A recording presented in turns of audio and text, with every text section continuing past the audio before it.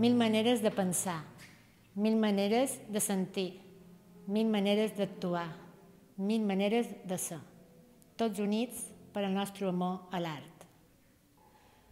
L'art, igual que aquesta exposició, és com la gana hedonista, per pur plaer de la persona que ho consumeix. El que m'ha agradat d'aquesta exposició és que és una exposició col·lectiva, que l'ego de l'artista queda dissolt dins aquest mar de caps. El arte es una expresión individual del inconsciente colectivo. Mil y un Caps es una expresión colectiva del individuo. Para mí ha sido un placer formar parte de este proyecto colectivo.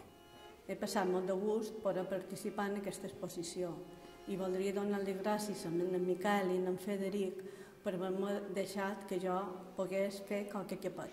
Jo volia fer un reconeixement especial a en Miquel Segura, que ha aconseguit que 49 artistes col·laborin en un sol projecte. He passat molt de gust de poder participar en aquesta exposició com els Mil i un Caps. L'energia di 49 artisti in 1001 Caps, un'energia per meditare, un'energia che rigenera, un'energia da respirare, che fa bene all'anima e al cuore. Mirant aquest Caps n'he cercat un, perquè en aquest un, que no el veig però és el cap pensant per poder fer això. El cap no és d'en Miquel, però jo l'hauria posat aquí al mig, perquè és qui se mereix que estigui i que sigui el número 1001.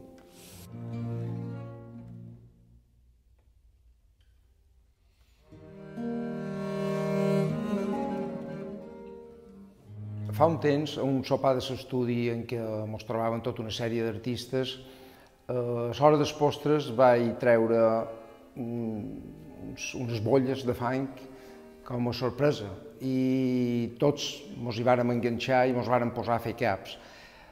Prèviament ja havíem parlat de l'hermós que seria fer una sèrie de caps i muntar una exposició, i per aquí va arrencar tot i tots agafàrem amb moltes ganes. Llavors se van anar afegint més gent i més gent, perquè en aquest sopar érem de vez 13 i en el final hem acabat a ser 49 artistes que hem fet feina en aquest projecte. En principi hi havia molt de problemes, hi havia moltes coses que decidir tècnicament, de quin seria el tamany dels caps, de quin material, com muntarien l'exposició, com serien els ferros, com serien les bases, la separació entre els caps. Hi havia tota una sèrie de problemes tècnics que vaig fer una mostra a l'estudi, una petita mostra, i vàrem anar definint que tots serien de gres, tots farien 250 grams aproximadament, i tots se courien amb alta temperatura en reducció. Això ha donat una uniformitat a tots els caps, i de totes maneres també a diferents colors, perquè empleàrem diferents tipus de gres. El muntatge el vàrem anar creant a poc a poc. Això sortia d'una idea bàsicament estètica, que era veure tot un mar de caps a certa altura i que poguessin tenir un moviment. Però llavors hem hagut d'anar definint els ferros, si serien buits, si serien massissos, si l'altura de metro i mig era l'adequada, si la part central havia de ser un poc més alta. Hem hagut d'anar prenent decisions per anar acabant el conjunt així com el tenim. El sentit que jo li dono a aquesta exposició és un sentit estètic, però en el temps ha anat agafant forma altres tipus de sentits.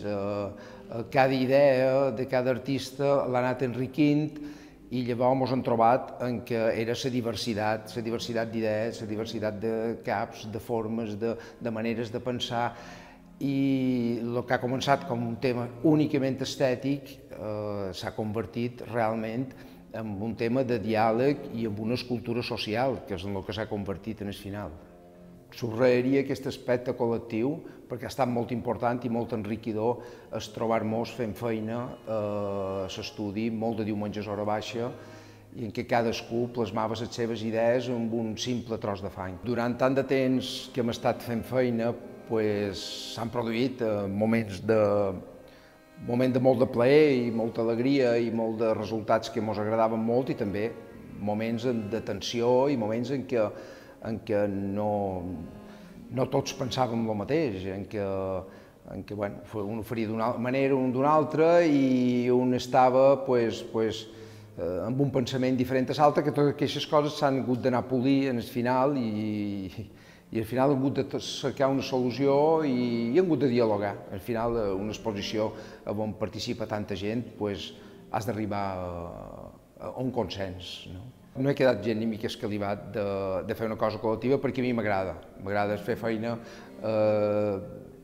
la gent i ho trobo realment fantàstic. No he quedat per res escalivat. Ara bé, és vera que a vegades és dur perquè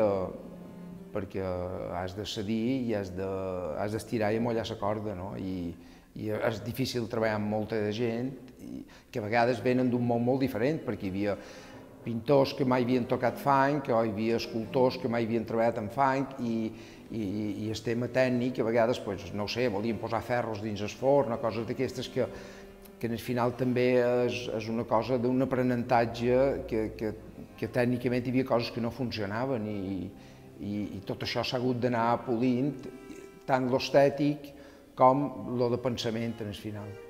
La resposta del públic ha estat fenomenal. És una exposició que el dia de la inauguració no hi cabien de gent. Jo crec que són les exposicions més fotografiades que hi ha. Tenim fotos que n'hi ha 15 o 20 persones que estan fotografiant, tothom fent voltes, cercant un cap, cercant un altre, mirant les similituds, cercant el cap d'en Picasso, d'en Gandhi o d'en Mike Jagger, i realment ha estat una resposta fantàstica. De fet, esperam que duri a diferents bandes perquè més gent hi pugui gaudir d'aquesta exposició.